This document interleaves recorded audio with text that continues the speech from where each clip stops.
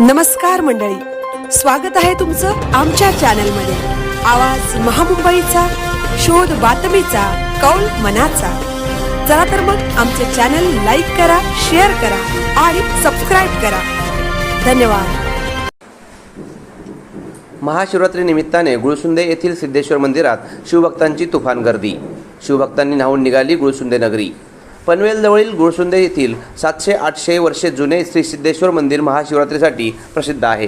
पाताळगंगा नदीकाठी वसलेल्या या जागृत स्वयंभू शिव मंदिरात महाशिवरात्रीला अलोट गर्दी असते आणि मंदिर 24 तास दर्शनासाठी खुले असते।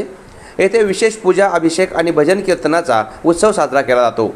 गुळसुंदे महाशिवरात्री विशेष येथे सिद्धेश्वर नावाचे स्वयंभू शिवलिंग आहे, जे 700-800 वर्षांहून अधिक जुने मानले जाते।